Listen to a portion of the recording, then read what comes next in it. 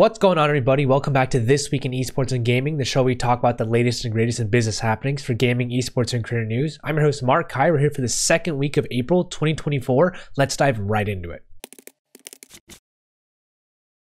Our first top three story, Disney Games. They're doing some leadership changes. Seems like Disney's going to be bringing in more folks to go deep into gaming. So for new hires, Ray Gresco is going to be the SVP of Production and Development for Disney Games. He was formerly the Chief Development Officer at Blizzard, and he was the founder and CEO of Nihilistic Software in the past as well. He holds a Bachelor's in Computer Science and Math from Temple University. Bjorn Tornqvist is the VP of Games Technology for Disney Games. He was formerly a main technical director at Ubisoft for a long time, given he was with the company since 2004. He was a master's in software engineering from Blekinge Institute of Technology. As far as promotions go, Jay Ong will be the lead for global games licensing business. He was formerly the EVP and head for Marvel Games, and he also spent time at Blizzard doing corporate alliances and strategic initiatives, as well as BD for Electronic Arts and Xbox in the past. He holds an MBA from MIT, and Haluk Mentes is going to be the head of Marvel Games. Formerly, he was the SVP and biz dev and portfolio strategy for Marvel Games.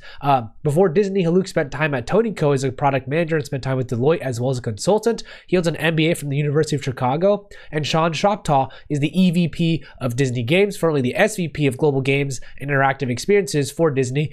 Sean has been at Disney since 2011, so he's pretty well versed at the company and seen the company grow. Before Disney, he was with Yahoo doing business development and also spent time with the Los Angeles Dodgers. He holds a Bachelor's in Political Science from UC Berkeley, and Jay, Ray, and Bjorn will all report to Sean as a result of these leadership changes at Disney. This also comes after Disney announced its $1.5 billion investment into Epic Games, along with major partnerships between those companies. So it seems that Disney is making big pushes into gaming and trying to become a big player in the gaming space, though maybe that association will still be a little bit harder to work up gaming and Disney for traditional gamers who maybe associate Disney with the shows, themes, parks, and their IPs rather than the games associated with those IPs.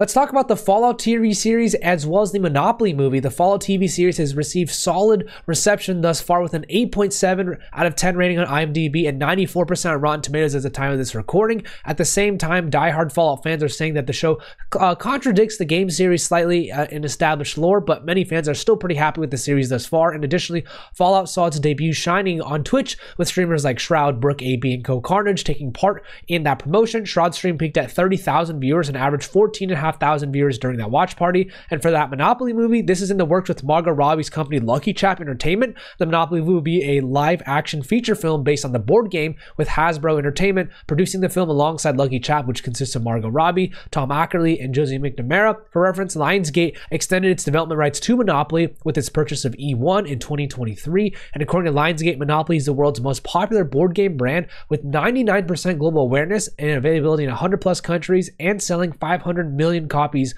around that ballpark worldwide. With Lucky Chap recently working on the Barbie movie as well, it makes sense that they'll be working on such an iconic brand for the next movie. And overall, it seems that entertainment and gaming crossovers have been progressing solidly and will continue to advance given how invested fans are in these gaming IPs. Maybe we'll see more now with Disney pushing more into games as well. Who knows? Blizzard and NetEase Games are announcing a partnership. They will announce the renewal of its partnership to bring Blizzard titles back to China, and both companies will align on a path forward to support players in mainland China and will aim to deliver the best gaming experience possible for those players. Games included in this agreement will be World of Warcraft, Hearthstone, and other titles in the Warcraft, Overwatch, Diablo, and StarCraft series. Additionally, Microsoft Gaming and NetEase have also entered an agreement to explore bringing new NetEase titles to Xbox consoles and other platforms as well. Responses from the community seem to be in support of giving Chinese gamers access back to these titles, and overall it seems that these things may be healing between these parties, which is a good sign, and more games in China, which I also believe for the most part would be warmly welcomed by the community. As far as partnerships go, Team Liquid partnered with Loadout and Viz Media. Loadout will provide Team Liquid with data on gaming and esports audiences to support its sales, partnerships, and marketing organizations. This comes after Team Liquid secured a Shakento Analytics partnership early in February, and the partnership with Viz Media will see Team Liquid launch a collection of merch themed around Death Note, which already took place early on Friday, with Death Note-inspired hoodies, t-shirts, hats, keycaps, and mouse mats being released as well. Bandai Namco are partnering with Chipotle. This partnership will see Tekken 8 fans be able to get in-game currency through digital entree purchases made on Chipotle app and Chipotle.com. Additionally, there will be the Tekken 8 Battle Bowl, which is a specific burrito bowl order, and the Chipotle Challenger Series will also take place later, with the grand finals taking place on Saturday, May 4th.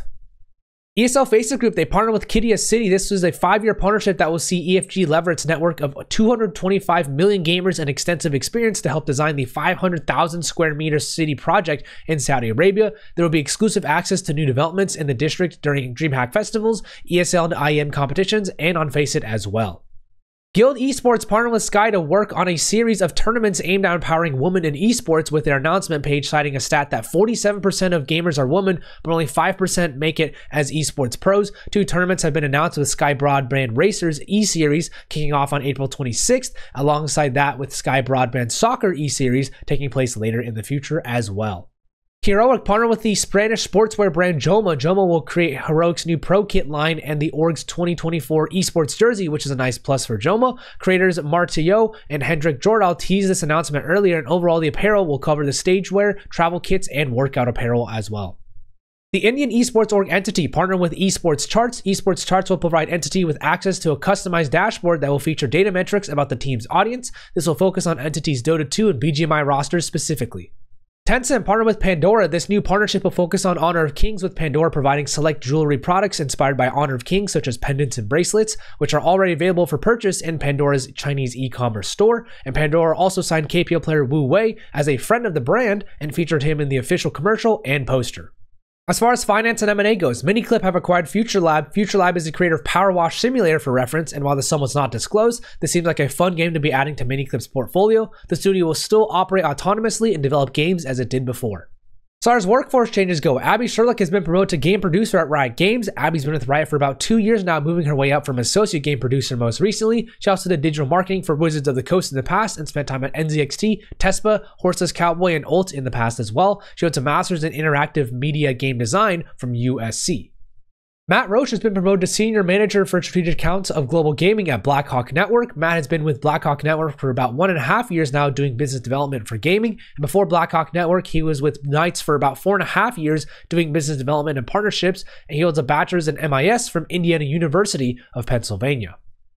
Zach Eller and Justin Palacios have founded POV Strategy and Research. POV aims to help brands understand and engage the diverse and rapidly growing audiences of gamers worldwide, and their services range from audience research to influencer marketing to paid media campaigns and world-building strategy. Zach was most recently with Zoned as a director of strategy and spent around nearly 7 years at Optic as well, doing strategy and social media. Justin was also most recently with Optic for about 4 years and did social media in the past as well. He holds a bachelor's in marketing from UT Dallas.